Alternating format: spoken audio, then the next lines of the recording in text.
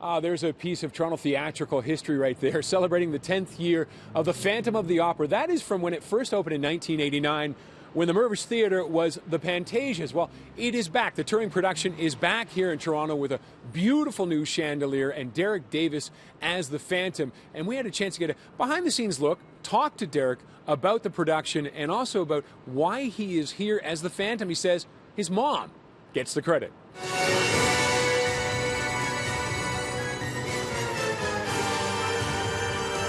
One of the things she told me was, "You're going to play the Phantom." And I was like, what are you talking about? There's no people of color playing the Phantom. This is before Norm Lewis, obviously after Robert Guillaume, but I had no reference, and it's just magic. I could not have dreamt this.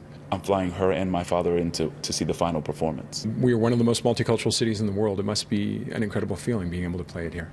It's wonderful. It's wonderful to be here. Just as soon as I landed, I felt like I was at home. And I keep telling everybody back in the States, may not be coming back.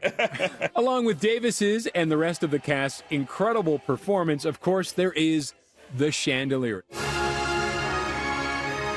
It is absolutely stunning. 30,000 crystals, 300 pieces of gold leaf, 2,500 pounds is what it weighs, and it travels as is. It doesn't get taken apart. It is stunning.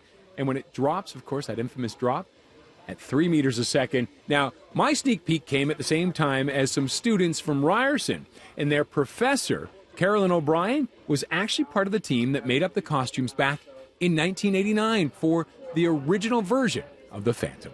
It's a bit nostalgic looking at all the things and knowing that it was one of the first jobs that I ever had. And have you seen any of the costumes that you're looking? I think I might have made. Did you make that one? Definitely did that one. Yes. How can you tell? I remember the bodice. I remember how we had to cut each different panel and how it was all put together, emblazoned. Did you know you were working on such an iconic show? I didn't. And I think I never really think about that when I'm working on anything, and it's always just the next job and the next thing that we commit to. Now, this is the final leg of the tour, which means the last show in Toronto is the last of the tour. And Davis, excited about that, but also a little bittersweet. It's a privilege for them to have asked me to come back to close out the show. This is one of the creative team's favorite theaters in the world, and so that's why they wanted us to close it here with you all.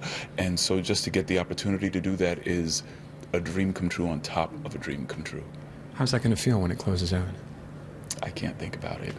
Honestly, immediately, a lump in my throat, because I've grown so close to the character and to the people that I've worked with. We build a family. We travel from city to city together, and we start out in the city with just us, And so to have to part ways and go on our separate journeys is going to be difficult.